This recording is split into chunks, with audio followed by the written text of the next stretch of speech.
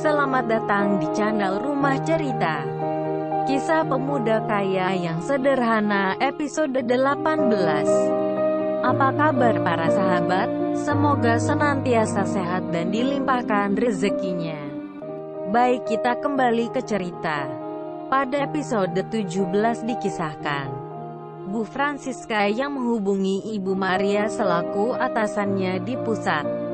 Pada percakapan di telepon tersebut, Ibu Francisca merasa kebingungan atas apa yang dikatakan Ibu Maria. Maksud hati ingin meminta nasihat pada Ibu Maria, tetapi jawaban yang didapat sungguh di luar apa yang menjadi harapannya. Hal ini karena untuk pengangkatan dan penurunan, apalagi masalah pemecatan seorang pimpinan level manajer, Ibu Francisca perlu masukan dari berbagai pihak. Bu Francisca yang dilanda kebingungan, kemudian mencari-cari kontak telepon di HP-nya. Kemudian terjadilah pembicaraan antara Ibu Francisca dan seseorang di seberang telepon. "Selamat siang Pak, saya Francisca." Sambil Ibu Francisca memperkenalkan diri pada orang yang diteleponnya. Orang yang diteleponnya adalah orang penting di holding company. Jarang sekali level manajer sepertinya menelepon beliau. Pembicaraan itu kemudian berlanjut. "Pak, ini di perusahaan terjadi situasi." Kemudian Ibu Francisca menerangkan panjang lebar situasi dan kondisi yang terjadi. Tak lupa pula Ibu Francisca berbicara bahwa dirinya merasa bingung atas apa yang disampaikan Ibu Maria, bahwa nasib jabatan Pak Tony ditentukan hanya oleh seorang cleaning service. Mendengar uraian panjang dari Ibu Francisca tersebut, terlihat Pak Henry tersenyum. Di dalam hatinya Pak Henry berkata, "Tuan muda saat ini makin bisa mengendalikan situasi. Jadi bagaimana Pak, apa yang mesti saya lakukan?" kata Ibu Francisca. Kemudian Pak Henry berkata, "Begini Bu, benar seperti yang Bu Maria sampaikan.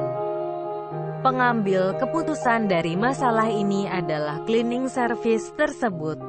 Ibu ikuti saja apa yang cleaning service tersebut katakan. Apapun yang cleaning service tersebut katakan, kami seluruh lapisan dari pusat, dari jajaran karyawan, staf dan direksi akan mendukung keputusan tersebut."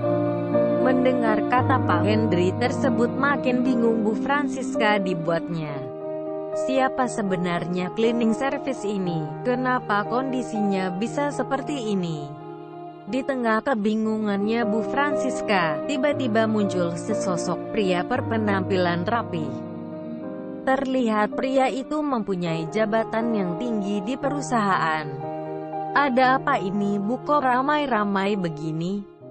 kata orang berpakaian rapi tersebut kepada Bu Francisca.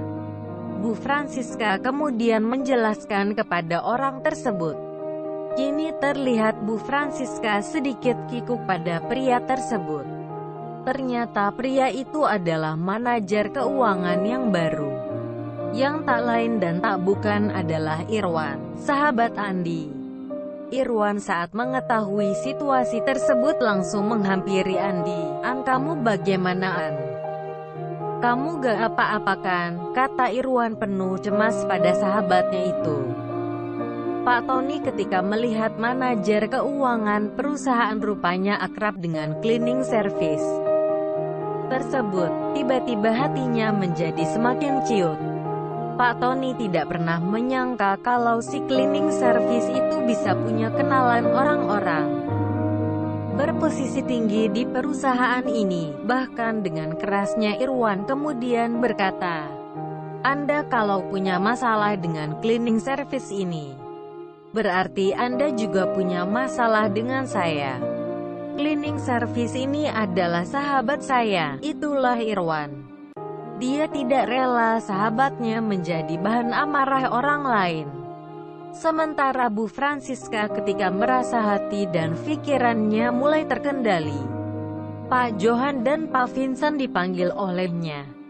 Bu Francisca kemudian memberikan informasi tentang arahan dari pusat. Terlihat Pak Vincent dan Pak Johan terbengong-bengong. Ah, apa ibu gak salah bu? Salah dari mana? Pak Bu Maria dan Pak Henry masing-masing berkata seperti itu. Terang Bu Francisca pada Pak Vincent dan Pak Johan. Bu Francisca kemudian berdiri dan menghampiri Andi yang tengah duduk di ruangan tersebut. Kali ini Bu Francisca sebenarnya bermaksud memberikan sebuah nasihat kepada Andi dalam mengambil keputusan, tapi saat mengingat apa yang dikatakan bosnya, yaitu Pak Henry, seketika itu juga nyali Ibu Francisca langsung ciut. Di dalam pikiran Ibu Francisca terbayang, Pak Henry saja bersikap seperti itu sama Andi. Bahaya kalau saya salah langkah terhadap pemuda ini. Maka Bu Francisca kemudian mendekati Andi dan berkata, perkataan Ibu Francisca ini bisa terdengar di seluruh ruangan tersebut. Karena memang orang-orang yang terlibat dalam masalah itu sedang menunggu keputusan dari Ibu Francisca. Saudara-saudara semua, saya informasikan, mengenai masalah ini memang termasuk pelanggaran berat di perusahaan. Namun keputusan untuk masalah Pak Tony setelah saya bicarakan dengan pusat, maka masalah ini akan diputuskan oleh Bu Francisca memotong ucapannya. Kini semua mata tertuju pada Bu Francisca. Semua orang menunggu apa yang akan dikatakan Bu Francisca. Tiba-tiba Bu Francisca berjalan ke arah Andi dan berkata masalah ini akan diputuskan oleh Mas Andi. Kini semua mata tertuju pada Andi, antara percaya dan tidak. Pandangan orang-orang yang ada di ruangan tersebut terus tertuju pada pemuda sederhana berpakaian cleaning service itu. Sementara Andi yang sudah merasakan ada campur tangan dari pihak lain. Tiba-tiba Andi berdiri. Andi berkata, menurut Ibu Francisca orang ini bagaimana Bu? Apakah dia masih bisa bekerja di sini? Kata Andi sambil tersenyum pada Bu Francisca. Mendengar pertanyaan dari Andi tersebut, maka Bu Francisca teringat kembali dengan apa yang dia bicarakan dengan orang pusat. Maka kemudian Bu Francisca berkata, maaf Mas, kalau untuk masalah itu saya tidak berani campur tangan. Saya serahkan sepenuhnya pada Mas Andi. Kata-kata Bu Francisca ini semakin membuat orang terheran-heran. Hal ini karena mereka belum tahu jati diri Andi yang sebenarnya. Andi adalah putra Billy Nicholas, seorang miliarder yang menduduki peringkat 100 besar Taipan terkaya di dunia.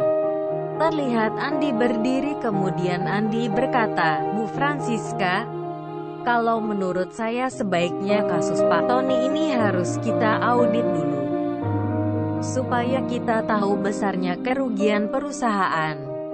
Nanti setelah tahu kita baru melakukan proses hukum sesuai ketentuan yang berlaku. Kita serahkan saja masalah ini sesuai ketentuan yang berlaku. Mendengar kata-kata Andi tersebut, maka Bu Francisca kemudian mengatur segala sesuatunya, termasuk menyiapkan tim audit dan menyiapkan tim pengacara perusahaan. Hari itu satu masalah telah selesai. Andi yang melihat kondisi telah terkendali, kemudian berpamitan kepada Bu Francisca untuk melanjutkan pekerjaannya dan kembali Andi mendorong troli perlengkapan bersih-bersih yang biasa dipakainya. Kini semua orang hanya terbengong heran melihat Andi punya kuasa besar namun tetap dengan kesederhanaannya. Andi kini terlihat menuju ke ruang kantor bagian ekspor-impor, tempat di mana Linda berada. Andi mendapat jatah merapikan tempat itu karena cleaning service yang harusnya membersihkan ruangan tersebut sedang ada pekerjaan lain. Maka oleh Pak Surya Andi disuruh menggantikan untuk sementara. Tiba di ruang ekspor-impor, Andi langsung menyapu ruangan. Baru beberapa menit di ruangan itu, Andi dikejutkan oleh suara seorang wanita. Dia adalah Linda. "Hai An, kok tumben kamu kesini?" "Iya nih Lil, soalnya..."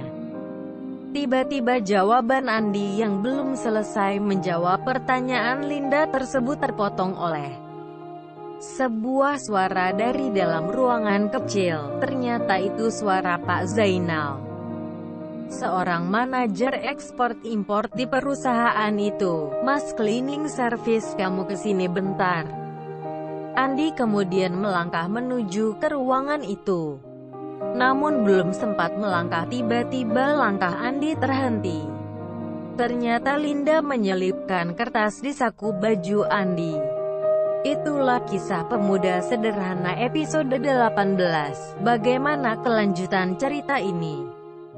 Ikuti cerita selanjutnya. Silahkan subscribe dan like untuk notifikasi dari kami. Terima kasih.